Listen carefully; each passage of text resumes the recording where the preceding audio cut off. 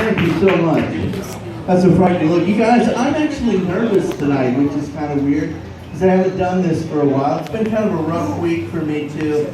I got to be honest, my wife and I found this little baby kitten in our backyard, and it had been deserted. I've been trying to nurse this thing back to health, and my nipples are freaking killing me. No, I'm serious. Painful. Holy shit. Now I know why that little sucker got kicked out.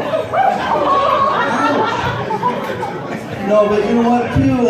I have a mom. My mom's in the hospital this week, and this is not a joke. This is serious. My mom has been on life support systems this week. I know that sounds like I'm going to tell a joke, but it's not. It's been a bad week for me.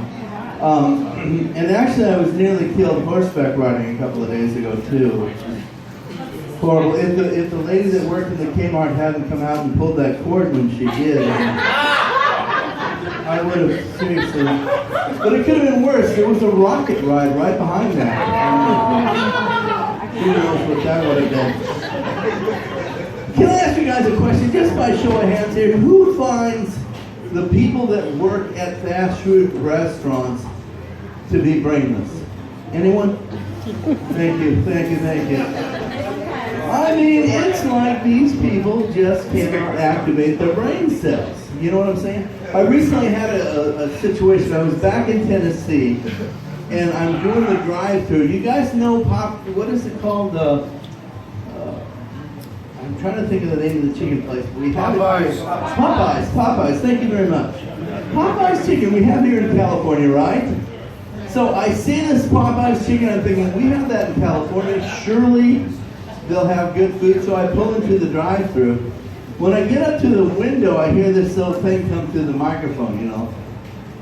Hear me? I said, what? The guy goes, heck it.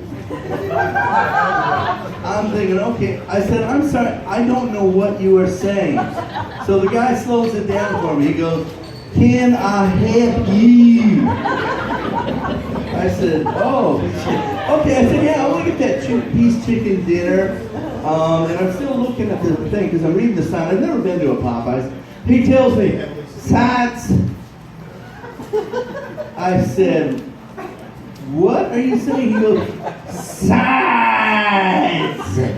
Apparently he thought if he said it louder and stretched it out longer, I'd know what the hell he was talking about.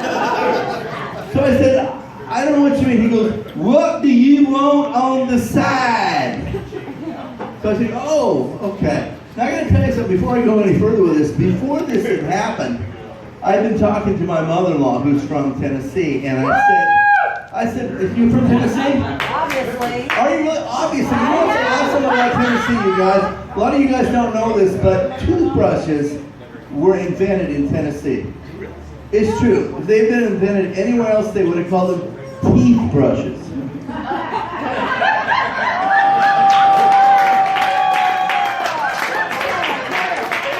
So here I am at this thing, and the guy says to me, sides.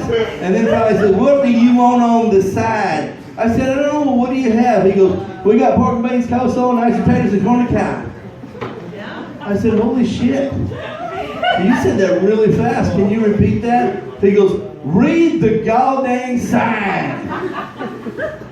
I was mad. I thought, oh, this guy's being a jerk. That's it. I'm going inside. I'm going to talk to this guy. I was so mad. I thought, I'm going to punch this guy. I have a little temper issue. Anybody here also have temper issues? You guys know what I mean. Yeah. So I'm walking inside the store. I said to my wife, I'm going to go in there and talk to that son of a gun. He can't talk to me like that. When I get in there, I see two guys, and they're verbally arguing with one another. One of them's got one of those little things over his head with a microphone. It was obvious to me he was the guy who'd been talking to him because his boss is talking to him like this.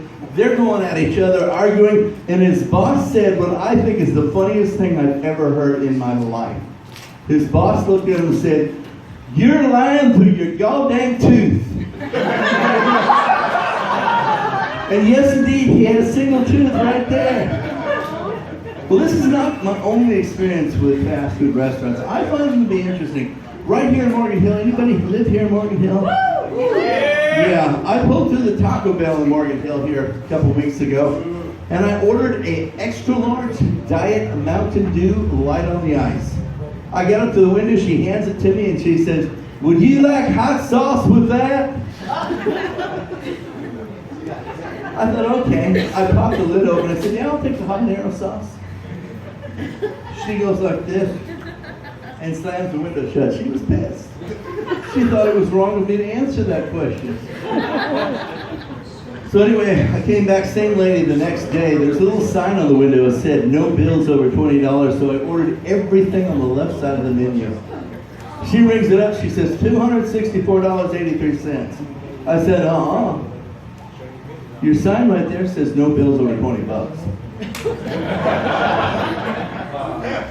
She didn't get it.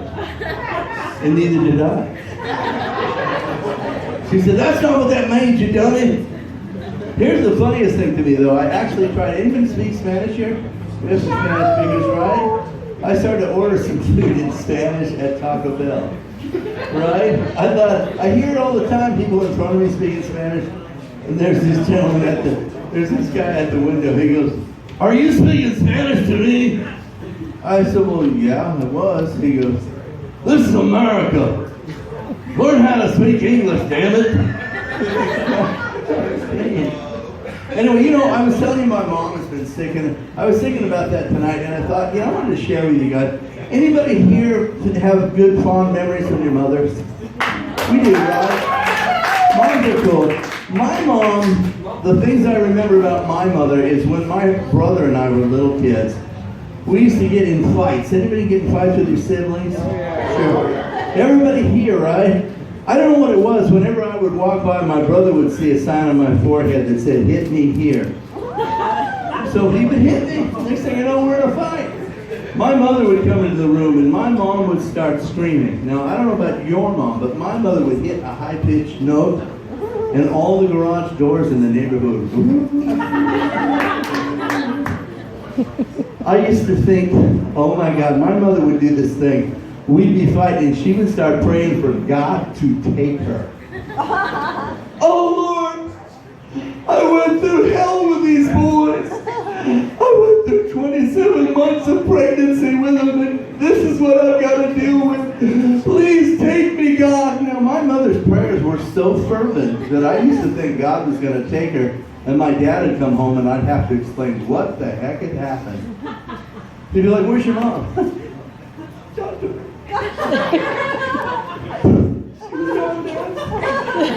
I used to swear that's exactly what was going to happen. I want to share with you something. This is my fondest memory of my mother. My brother and I are in the back seat of the car. My mother's driving the car. And this is my mom. Imagine she's sitting in the seat, driving. She turns around like this. "You two knock it off before I kill us all!" My brother pops his head up. "Oh my God, she's heading for a telephone pole!" I go, "Mom, please." Real memory. Good mom. I used to think it'd be good if there was, because my mother would say things to me like, "Mark, I've had just about enough." I love my mom, so I would say, "Well, Mom, there's plenty more where that came from." Now, you do not want to say that when your mother starts spanking you. If anybody here, we don't have any young people here, but when your mother is spanking you, you don't want to do this. That's what I did. It cost me. My mother did something. My mother would try to slap me, and then I'd ask them, "Anybody have this? Anybody? Just show me if you have. Anybody, your mother tries to slap you and you went like that? Block it. Mom, you sent me to school to learn how to do that. I'm sorry." My mother would go, "You do not block it when I am smacking you." I'm so sorry, Mom. When your dad gets home, I'm going to tell him you blocked my smacks.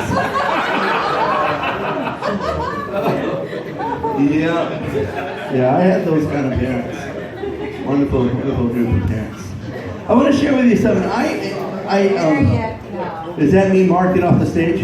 No. So I got told recently I do like impersonations. Now Johnny did a couple of really good ones there. I wanted to share with you. I like your Reagan impersonation. In fact, when Reagan was in office, one of my favorite things, you guys know he had the Alzheimer's, right?